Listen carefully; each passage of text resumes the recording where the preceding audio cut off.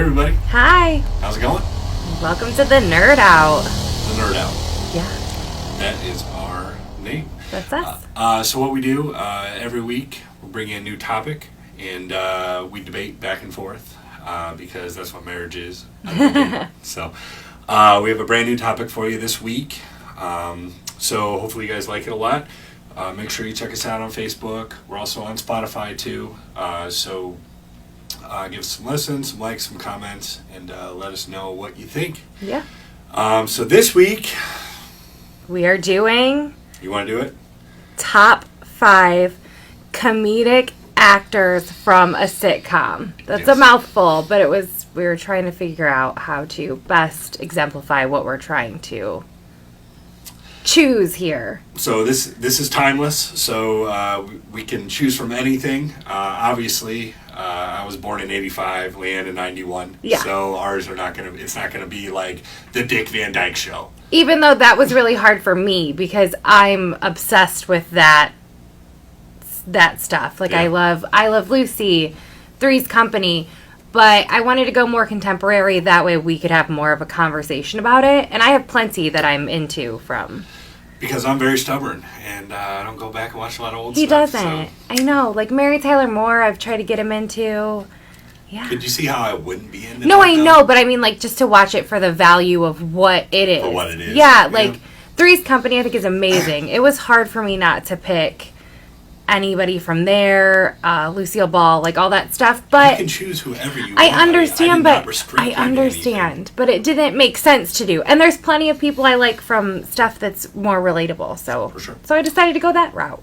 So we're gonna do our top 5. We're gonna start at 5. We're gonna go back and forth, and yeah, we're gonna start at our least favorite of our favorites. I just want to make it clear there will be nothing from Star Wars on here. He is gonna do this every time, y'all.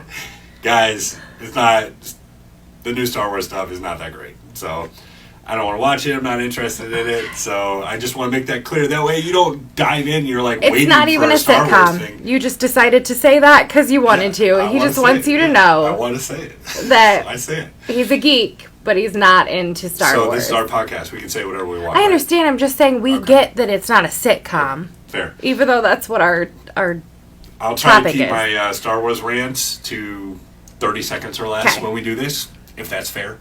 I am Alec. I'm LeeAnn. And this is the Nerd Out, so we'll get going here. I went first last time, so you go first. I know, but it's ladies first. Okay. So I'm going to have you do your number 5. Okay, so my number 5. Sitcom comedy. Yes. Actor. Yep. And I came from the position of who do I think made the show, and the ensembles in all these shows are amazing. So it's not... It's who I think they needed. Mm-hmm. I'm going to go with Ty Burrell, who is Phil Dunphy in Modern Family. That's a good choice. It is. I respect that. I really resonate with his constant need for approval. Mm-hmm. I think the greatest thing about Ty Burrell was that they were like, no. Yeah, they didn't want him. They didn't want him, and the creators were like, no, just like listen, like watch what I'm trying to do, and they filmed this just backyard video with like someone's son, like maybe the director or the show creator, someone's son, just to show the dynamic that he would have as. And then after like 5 minutes after they saw that, they're like, okay, we see what we're doing here. Yeah, and he killed it. He is just so good at being crazy positive, but having some of the best one-liners. Oh, the magician stuff is hilarious. Yeah. So funny. Mm-hmm. I love the him and Gloria. Yeah. The Phil and Gloria, because he is always just so inappropriate. And I love the one time she breaks that wall with him, and she's like, I can't pretend like I don't hear these anymore when he's making all these innuendos and. Innuendo. It's really he's a great one. And these were hard for me to pick out who is like. Well, you have infinite amounts of characters for sure. And people you can choose from. Yeah. So, yeah, I think that's a great choice. Yeah. I think that was off the wall one. I didn't even think of that. So yeah, I really like him. What it's going to make me realize is that I've never even thought of these. But yeah, that would probably be in my top 15. Yeah. I would say. Yeah, he was brilliant, and like a lot of my tops, I could have just like picked so many. Yeah. So it was hard. This one was hard for me. I know this was a tough list, but we did it for you guys. So, all right, I guess I'll do my number 5. Who's your number 5? It is a Rafi bomb. Rafi from The League. Didn't even think of The League. Who's played by Jason Masukis. Yes. And just hilarious. I like more of the slapstick type comedy. Yes. He has some of the best lines I've ever heard in my life. So sometimes when I shit, I come. That's a fantastic one. And Rafi Bomb. I mean, we say Rafi Bomb all the time. Yeah, so The League is a show about all these guys, they play fantasy football, but it's not really about fantasy football. No. Just all the crazy antics they get into. And so the one guy's, or the girl's brother is just Rafi, and he's just... Yeah. He's insane. So my favorite line is... what was it? So, buddy, I don't know who you are, but you're about to get chlamydia. He is so funny. That he's a brilliant actor, really. Yeah. Like, he's been in other stuff too. He's been in Parks and Rec and everything. Yeah. That's really where he got almost his the start, whole cast of The League has been in Parks and Rec. Almost the whole thing. Yeah. Crazy true. Ira and the douche. The douche is Ruxin. Yeah. That, I mean, it's a great show. There's a lot of great characters, but I think about the one that just makes me laugh constantly. It is. Every time he's on screen, it's hilarious. Literally spit stuff out of your mouth listening to him. So yeah. So that is my number 5. No, I love that. Side note, our dog is named after that show. Yeah, that's true. We have a Shiva. Mm-hmm. So we also have a band, we do. Happy Zombie Dog, and we do a live session every Friday on our Facebook. So check us out. Yeah, and the reason that came up is because Shiva, our dog, looks like a happy zombie. That's why we're Happy Zombie Dog in the band. Yep. It's a good one. So yeah, that's my number 5. Funniest psychopath ever, Rafi. Yes. All right, are you ready for my number 4? I am. Do it. Amy Poehler as Leslie Knope, obviously, in Parks and Rec. Just, she's my spirit animal. My neurotic little spirit animal.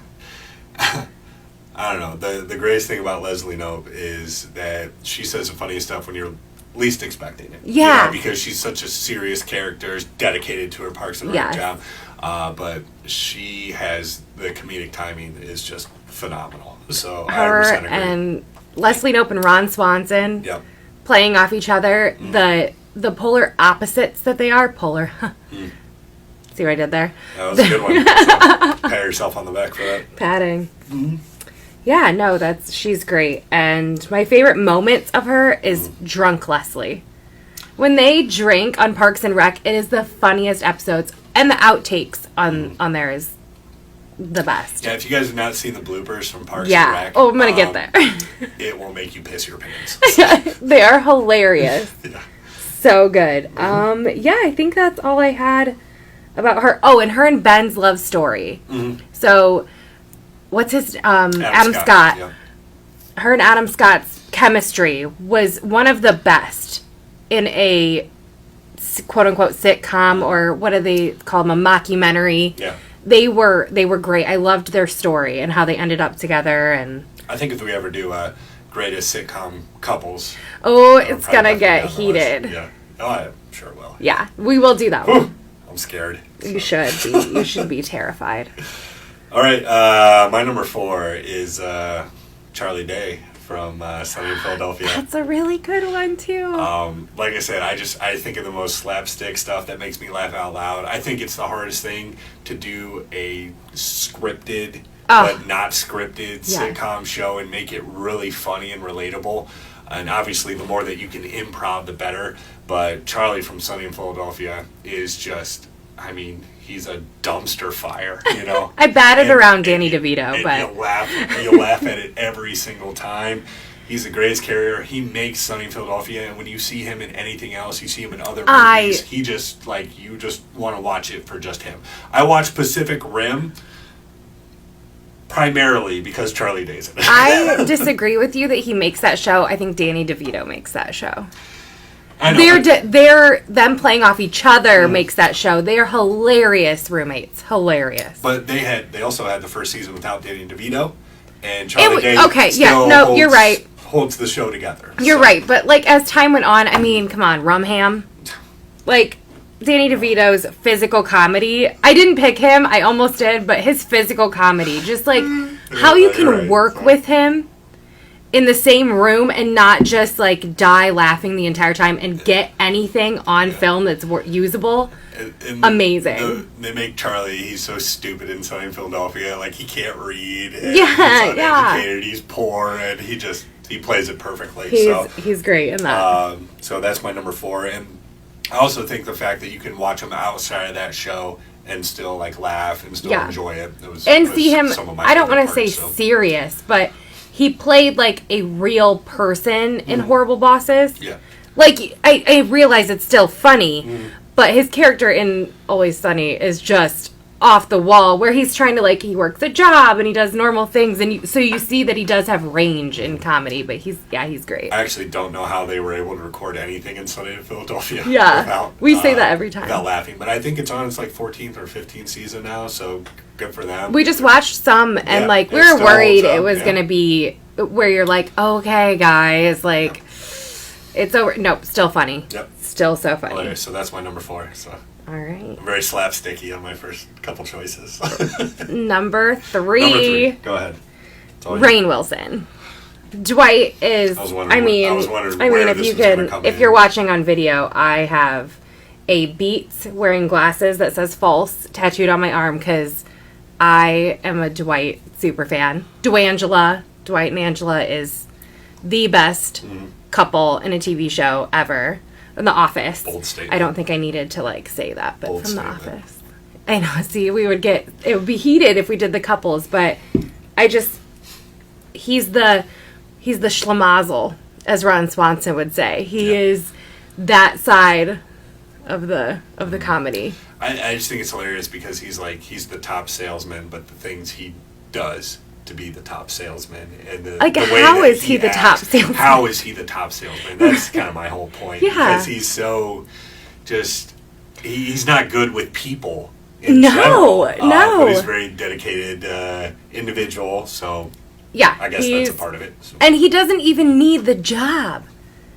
Like, he has a working beet farm and he owns his land and his house outright. He just does it for the love of being a paper salesman. Jack of all trades. So. Him and Pam's friendship, too, always, like, cracked me up that they have, like, this... They realize in the end, like, oh, we're best friends. And all of their funny little moments, like, I could watch compilations of the two of them. Jenna Fisher and Rainn Wilson. Tops. Recyclops. There you go. His speech... When he gets, like, the Salesman of the Year, and he goes and he does all of the famous speeches from history dictators because of Jim's book. Oh, so funny.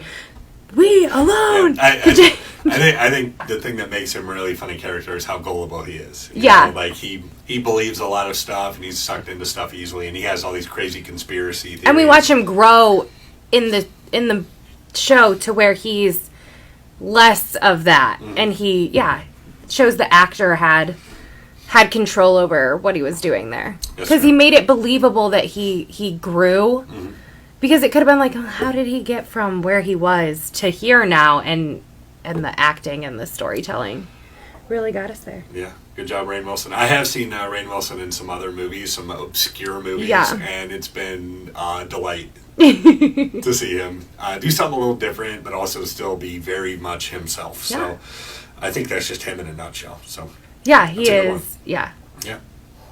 There you go. All right, you ready for my number 3? Yeah. This is off the cuff. So I'm gonna do Tina Fey from 30 Rock. Oh my gosh! Almost did it. I think the funniest thing about Liz Lemon in 30 Rock is that she's basically like a guy. Yeah. I think that's the funniest thing. She has no idea how to be a woman. She sucks at dating. She tapes her bra together. That's one of my favorite ones, where she's like, the tape came loose. Like, she's hilarious. And I think the grit, every time she gets frustrated, she goes blarg, which is blarg. Just like I say that all the time. The funniest thing in the universe. How she plays off of Alec Baldwin, who is also a genius in that show. Yeah. They have their little back and forth is just fantastic. Yeah. Totally agree. I mean, I agree with everything. I mean, the whole stance.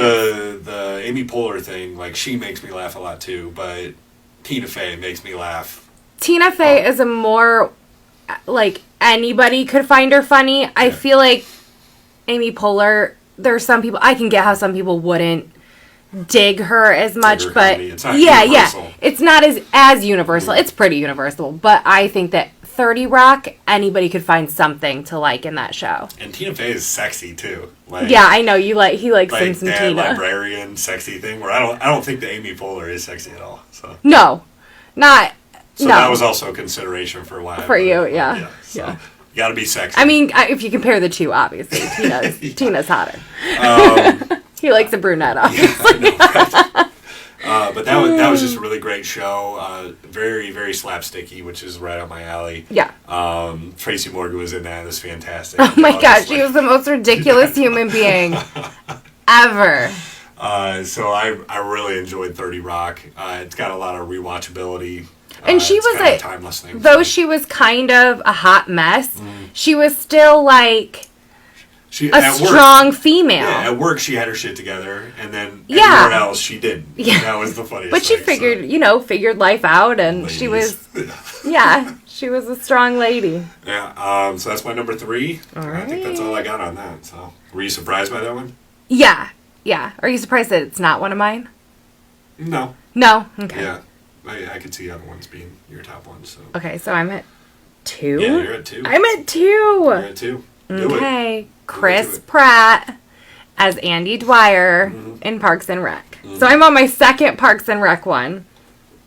She stays in her lane. We'll say that. I do. Well, I mean, I'm so obsessed. Like, these are two of my biggest fandoms is The Office and Parks and Rec. So I couldn't not stay true to who I am. So that's true. His outtakes, he's the one that you need to go watch his outtakes. You'll die. They're so funny. The way he improvs is just... Yeah. It's off the cuff. It's fantastic. Anyone that can think of that stuff off the cuff, just unbelievable. His comedy through music is one of my favorite things in the show. Yeah. The 5,000 Candles in the Wind. Yeah.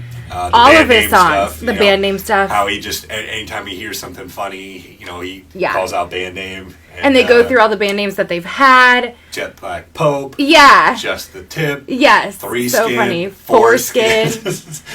Yeah. So great. And he has a lot of physical comedy too, where he just that's the naked stuff. Over stuff and the naked stuff. And he really would just show up naked, like he would do it. No one really told him that he had to do it, but he would do it just to see the faces of people, and it was like real. He went the extra mile for that. He did. He did. Him and April. Yep. So Audrey Plaza and him. Yep. The awesome sauce line that they have where Audrey. That's what makes the sauce so awesome. So where her character tells him, "Oh, I love you," and he goes, "Oh, that's awesome sauce," and we do that all the time. And it's true to his character because he's so dumb that he just thinks that she knows. Like, she knows that's what that means. Like that's what makes the sauce so awesome. It's not his dumbness is not always obvious. We'll say that, so he's my number 2. He will always make me laugh. How you were saying your first one's like no matter what, you always find him funny. Every physical moment that he does. Just in the background, anything. He's what's making me laugh. There's one that ad lib in Parks and Rec where he throws a briefcase against the wall, and it's not meant to do anything, but he does it so perfectly that it hits the light and turns off the power. And breaks the light so they can't even turn it back on and do another one. Even Rob Lowe is just like, I cannot believe that happened. Broke it. Like, you really broke you it. did that on camera. So we study these things, guys, obviously. And we've watched it enough where... obviously, I don't even need to write anything down. No, I only wrote it down because I knew there were certain ones I wanted to make sure I brought up. So very true, very true. All right, my number 2 is George Costanza from Seinfeld, Jason Alexander. Yes. I really was trying to think of someone. I mean, he's so neurotic. Another schlemazel. But he's so likable. Still too, like you love to hate him because there are multiple times in that show where he does all the things that we wish we could do as humans, just goes for it. Like, if someone's yelling at the movie theater behind you or talking the whole time, well, you've wish done you could that. Stand. Well, I mean, but I know. I'm talking about other people. So he hasn't done the talking. He stood up and yelled at the people behind him. You wish you could just tell that person, like, turn around, and just tell them to shut up, Yeah. And his play off of Jerry Seinfeld and the whole cast, the whole show is absolutely I almost unbelievable. picked Kramer. But and I can see how Kramer would be, but I think he would be one of mine. I think who just makes me the most uncomfortable. We love to be uncomfortable. Hilarious. Yeah. So I think that's all I have to say about that. Yeah, no, he's great. Like what else do you need to say? That's also true. I keep hitting this. I'm sorry if it's making it loud. Don't do that. I'm sorry, I talk with my hands. So if you're hearing some bumps, it's because I'm talking with my hands. Yeah, you're fine. So George Costanza is my number 2. And I think I'll leave on a high note with that one if you guys have watched the show. Oh, it took me a second. Sorry, guys. Yeah. Well, my comedy is more understated. Yeah. And I just slowly creep in there. Just brilliant, babe. Maybe laugh. We'll see. All right. So I think we'll get to the number ones. So this is the number 1. Do you know what mine is? Obviously, I know what it is. Yeah? Yeah. It's Steve Carell. Steve Carell. Yeah. Michael Scott. From The Office. Yeah, like I said, I shouldn't have to say. Shouldn't have to say. Yeah. So yeah, just Steve Carell. He's amazing. Like I don't even know what to say. He's one of the most professional, dedicated comedic actors in the world. He's just brilliant. And he took a show that everyone was so afraid was going to flop here because we do not have the same comedic sensibility as a country that England does. Yep. So they were worried it was going to be too much. If he was too much of a rube, too much of a patsy, politically incorrect, too much, too far, too fast, obnoxious. Too obnoxious. That's the word I was looking for. Yeah. And he did a perfect job, especially after the first season when they got those first ones out of the way, of giving heart to an obnoxious character. I think that if they had made him more obnoxious after season 1, it would have really tanked the show. Or kept it that obnoxious. Season 1, you're just like, cringe. Oh my god. I enjoy it. It is enjoyable. Yeah. But they definitely refine it. Yes, and I can see how it wouldn't be as commercial, because not everybody would like to cringe that hard all the time. Uncomfortable comedy, though. Uncomfortable comedy. Very uncomfortable. Oh, yeah. Sales pitch with Jan. Yeah. That's one of my favorite moments with him. When they show that, like, she thinks he's so stupid. Mm-hmm. She's like, how do you even work here? Like, how do you do this? And then he goes out and he shows his brilliance and how he was the number 1 salesperson and, like, the acting in that part where he just kind of flips a switch. And she's like, oh, my God. Like, you know what you're doing. Like that. When they go to Chili's? When they go to Chili's. That's why I couldn't think of where they were. Yeah. When they go to Chili's and they're doing a sales pitch. I know. I know. I think that you need those really satisfied moments when they actually stop being obnoxious and rubes and they reach a goal or they do something, and that's really satisfying. And so I think to see that was just, like he is a really good salesperson, but he can turn it off and turn it on. Scott's Tots is some amazing acting. Yeah. You guys, I'm sure you guys are aware, there's certain episodes of shows where you just can't watch. It's too cringy. Scott's Tots for me is that he skips episode. it every rewatch. I cannot watch it. It's so uncomfortable. In this episode, Michael Scott promises that he's going to pay for college for all of these kids that are young. When years before. Graduate, they're gonna and they're seniors, right? Or something. They're like in high school. They're getting ready to graduate. And they're like, hey, we all graduated. You said if we graduated, we're going to pay for your college. And then he doesn't. He gives them lithium batteries. They think he's pulling out, at least he goes, you can go to school online nowadays. And they think he's pulling out laptops. They're like, well, shit, at least I get a laptop. And he pulls out these batteries and he goes, wait, they're lithium. And just everyone's like, no. And he ends up writing these checks for one of the kids to pay for his books. And he's like predating him. And he's like, okay, make sure you call me before you cash these. Just, I think that's a gift too, like making something so uncomfortable that I can't. That's what I love about him. And that he did that in 40-Year-Old Virgin too, where it was just like. I mean, he's done this in tons of other movies. Yeah. But this is really what kind of catapulted him. And you can see how successful he's gotten because you see his hair in season 1. It's bad. Real bad. That and was then because... after that, he's like, I'm starting to get some money now. And you can see it. And it starts No, it was because of 40-Year-Old Virgin. So he had gotten cast in that. Mm-hmm. So he had to, like, you know, get in shape and, like, get Hollywood because he was in a big movie. So it was... You see such a difference in him from the first few episodes until the next season. It's crazy. But that's what it was. It was because he was cast and, you know, a big production's going to be like, okay, you got to do this, fix this. And he did it because he's just... He's the man. Yeah, he really is. He had a style that no one else could duplicate.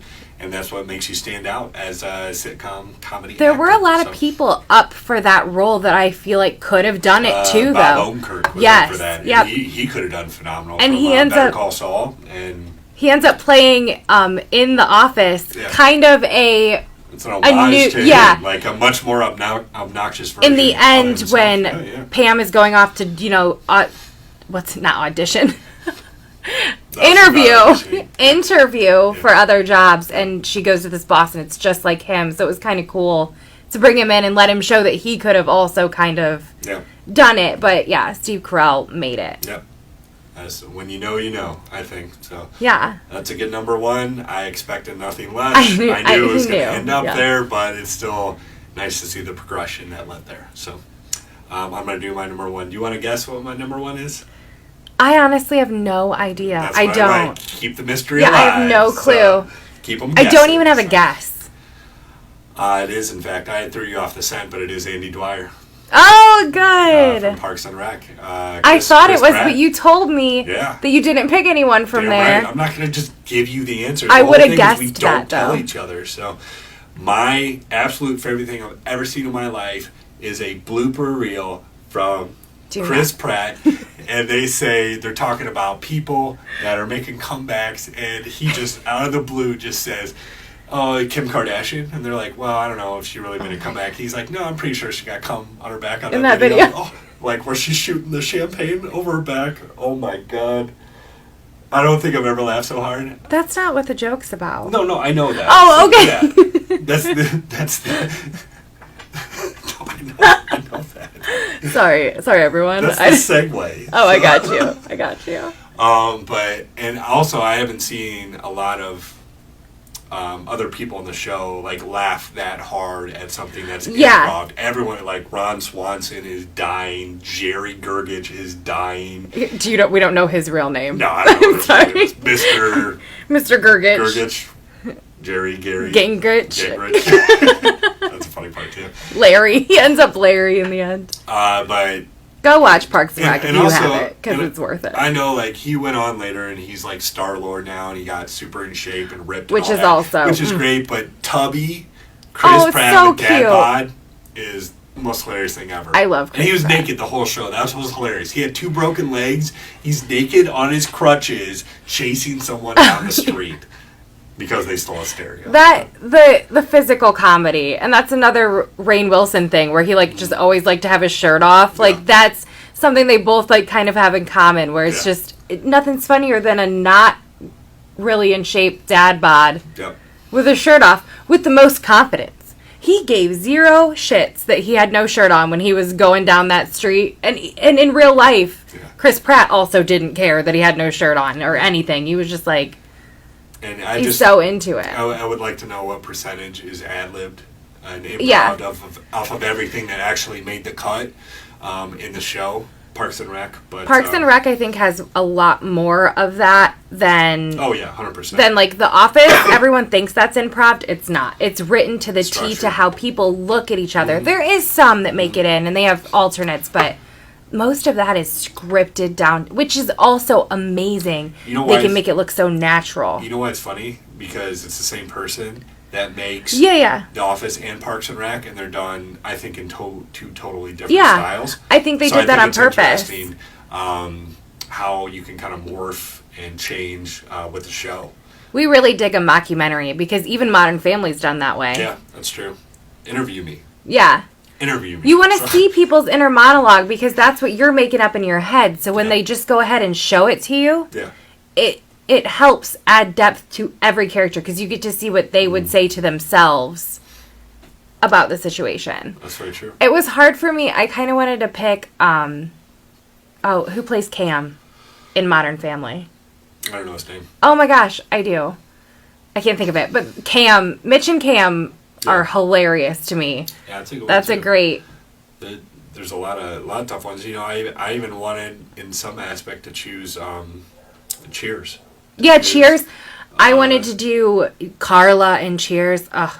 Hilarious. Sam. You think Sam's funny? Yeah. See, that's the difference. I think it's funny because he holds the whole bar together. You know, like he stops everyone from going off the rails because he's the sober one. Because he's been off the rails, and then when he gets off the rails, it gets real like dramatic. He's a great actor. So there's a lot of things I wanted to choose. I wanted to choose John Ritter. Stuff too. Yeah, I mean, John Ritter is a legend. Mm-hmm. That was hard for me not to choose, but like again, I didn't think we could have. You know what I mean? Enough of a dialogue about it. Yeah, you could talk about it. I just wouldn't have anything. Right. And I had plenty of others to choose from, but that was one. I loved Laverne and Shirley growing up. Mm-hmm.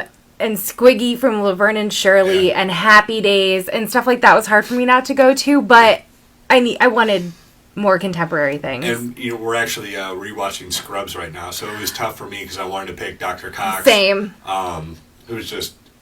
there's no character like that in any show ever, so I really want to do that. But I was like, am I picking this just because I'm rewatching it right now? But he's in my top 20 for sure of characters. Sure. Yeah, he's great. But, we can't talk for, hours and hours on this. So. Yeah, well, I mean, we could. Yeah. But we shouldn't. So that's our list. Yeah. Hopefully you guys liked it. I think I knew where she was going to end up. She didn't know where I was going to end up. No, that's unfair because I led you off the scent. Yeah. I asked him if he picked anyone questions then, from Parks and Rec, and he said no. So had you said, yes, I know, I'm picking someone from there, I would have known who it was. Ooh. So. I win. So. Unfair. Unfair. So this week has been top 5 sitcom comedy actors. It's just our list. Guys, I realize that there's going to be a lot of older ones that guys will be like, no, this one was the best. Yeah, this one was the best. We agree. A lot of stuff, like we just haven't seen. Like I haven't seen Three's Company. I haven't seen Happy Days. I haven't seen any of that stuff. So that's so crazy. I understand, but the Beverly Hillbillies is hilarious. This is just our list from our personal experiences. So Archie Bunker. Sorry. Yeah, I know. There's so many. She's still going. So we're actually done. Yeah. I know. I did my list. So I picked what I picked. We are the Nerd Out with Alec LeeAnn. We're gonna do this every week. We're gonna upload a new episode. Sometimes it'll be a top 5. Sometimes it'll be different. Sometimes we'll just be talking about something. Yeah. So I think we'll see. You want to? I don't know. We'll see. Yeah. We'll see. But check us out on Facebook and also on Spotify too. We're on Spotify, and we'll see you guys next week. And maybe YouTube eventually. Yeah. Yeah. I have been Alec. I've been LeeAnn, and I still am. So, and this is the Nerd Out. Thanks for watching. All right. Nerd out.